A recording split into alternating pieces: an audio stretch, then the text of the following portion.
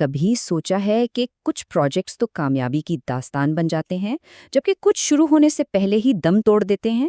اصل میں جواب قسمت میں نہیں بلکہ بنیاد میں چھپا ہوتا ہے۔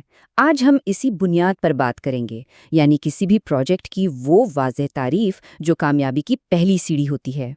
تو سب سے بڑا سوال یہی ہے کہ آخر پروجیکٹس ناکام ہوتے کیوں ہیں؟ کیا یہ بس بری قسمت ہوتی ہے یا منصوبہ بندی میں کوئی کمی رہ جاتی ہے؟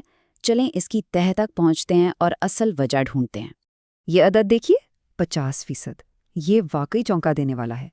ایک بہت بڑی تحقیق سے یہ بات سامنے آئی کہ منصوبہ بندی کے آدھے سے زیادہ مسائل صرف اس لیے پیدا ہوتے ہیں کیونکہ شروع میں پروجیکٹ کا دائرہ کار یعنی اسکوپ اور اس کے مقاصد ہی واضح نہیں تھے۔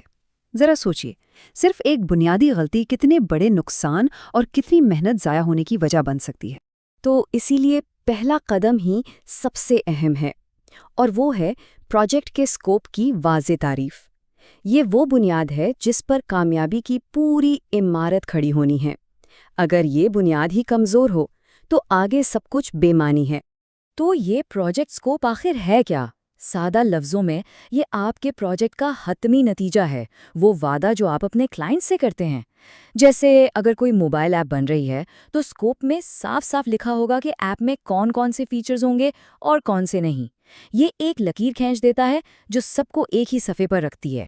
ایک واضح اسکوپ سٹیٹمنٹ کو آپ اس مرکزی پتھر کی طرح سمجھ سکتے ہیں جو ایک پرانی عمارت کی محراب کو جوڑ کر رکھتا ہے۔ یہ پروجیکٹ کے تمام حصوں کو یعنی بجٹ، شیڈیول، وسائل سب کو آپس میں جوڑتا ہے۔ اگر یہ پتھر کمزور ہو تو پوری عمارت کا بکھر جانا یقینی ہے۔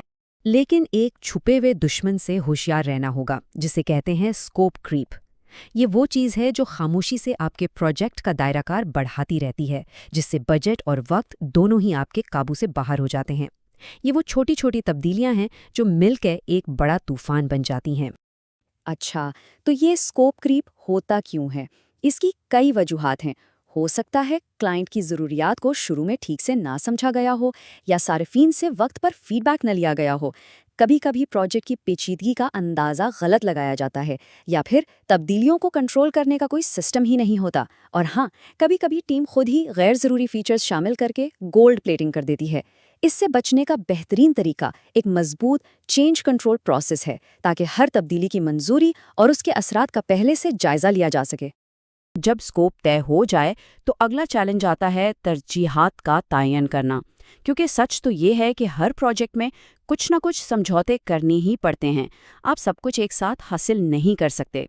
پروجیکٹ مینجمنٹ میں اسے ٹرپل کنسٹرینٹ کہتے ہیں، یعنی 3 بڑی رکاوٹیں: وقت، لاگت اور اسکوپ۔ ان تینوں کے درمیان توازن قائم کرنا ہی اصل چیلنج ہے، کیونکہ یہ سب مل کے آپ کے پروجیکٹ کی کوالٹی کا فیصلہ کرتے ہیں۔ اگر آپ ایک کو بدلیں گے تو باقی 2 پر اثر پڑنا لازمی ہے۔ تو اس مشکل توازن کو کیسے قائم کیا جائے؟ اس کے لیے پرائیورٹی میٹرکس ایک بہت ہی کارآمد ٹول ہے۔ یہ آپ کو اور آپ کے اسٹیک ہولڈرز کو مل بیٹھ کر یہ فیصلہ کرنے میں مدد دیتا ہے کہ اس خاص پروجیکٹ کے لیے زیادہ اہم کیا ہے: وقت پر ڈیلیوری، بجٹ کے اندر رہنا، یا پھر بہترین فیچرز دینا۔ دیکھیں، اس میٹرکس میں 3 آپشنز ہوتے ہیں۔ کنسٹرین یعنی یہ وہ چیز ہے جسے بالکل نہیں بدلا جا سکتا، جیسے کسی ایونٹ کی تاریخ۔ انہینس کا مطلب ہے کہ اسے بہتر سے بہتر بنانے کی کوشش کرنی ہے، جیسے لاگت کو جتنا ہو سکے کم کرنا۔ اور ایکسیپٹ یعنی اس معاملے میں تھوڑی لچک دکھائی جا سکتی ہے، جیسے کچھ فیچرز کو بعد میں شامل کر لیا جائے۔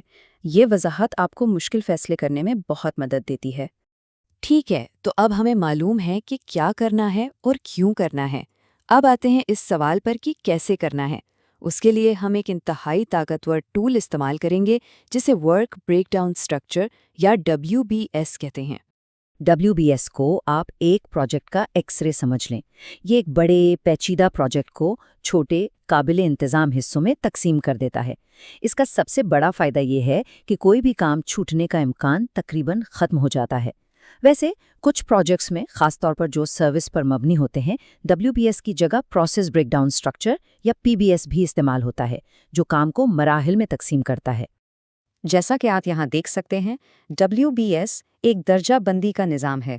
سب سے اوپر پورا پروجیکٹ، پھر اسے بڑے ڈیلیوریبلز میں توڑا جاتا ہے، پھر سب ڈیلیوریبلز، اور آخر میں ورک پیکیجز۔ یہی وہ ورک پیکیجز ہیں جن پر اصل کام ہوتا ہے، جن کی لاگت کا تخمینہ لگایا جاتا ہے اور وقت مقرر کیا جاتا ہے۔ हर वर्क पैकेज को एक मुनफरिद कोड भी दिया जाता है ताकि ट्रैकिंग आसान रहे। अब जब मंसूबा तैयार है तो इसे लोगों से जोड़ने का वक्त आ गया है, क्योंकि बेहतरीन से बेहतरीन मंसूबा भी तो बेकार है अगर यही ना मालूम हो कि कौन क्या करेगा और मालूमात का तबादला कैसे होगा। यहाँ पर ऑर्गेनाइजेशन ब्रेकडाउन स्ट्रक्चर या OBS काम आता है। ये WBS में मौजूद हर वर्क पैकेज को किसी मखसूस शख्स या टीम के साथ जोड़ता है। इससे ये बिल्कुल वाज़ेह हो जाता है कि किस काम का जिम्मेदार कौन है, जिससे जवाबदेही कायम होती है और काम की निगरानी भी आसान हो जाती है। इसके अलावा 2 और टूल्स बहुत अहम हैं। पहला है रिस्पॉन्सिबिलिटी मैट्रिक्स, जैसे कि RACI चार्ट, जो ये वाज़े करता है कि किस काम के लिए कौन जिम्मेदार है, किससे मशवरा करना है और किसे बाखबर रखना है। और दूसरा है एक मजबूत कम्युनिकेशन प्लान। ये प्लान यकीनी बनाता है कि हर स्टेक होल्डर को वक्त पर सही मालूमात मिलें। इसमें पहले से तय कर लिया जाता है कि क्या बताना है, कब बताना है और कैसे बताना है। ये दोनों टूल्स गलतफहमियों को ख़त्म करके टीम को जोड़े रखते हैं। तो याद रखिए, अपने प्रोजेक्ट की वाज़ेह तारीफ, उसकी तरजीहात का तयन और काम की मुकम्मल तकसीम, ये सिर्फ रस्मी कार्रवाइयाँ नहीं हैं, बल्कि ये कामयाबी की बुनियाद हैं। इसके बगैर तो ऐसा ही है जैसे अंधेरे में तीर चलाया जा रहा हो और कामयाबी महज एक इत्तेफाक होगी। तो अब ये सोचने का वक्त है, इन तमाम बातों को जहन में रखते हुए आप अपने अगले प्रोजेक्ट को नाकामी से बचाने और कामयाबी की राह पर डालने के लिए पहला कदम क्या उठाएंगे?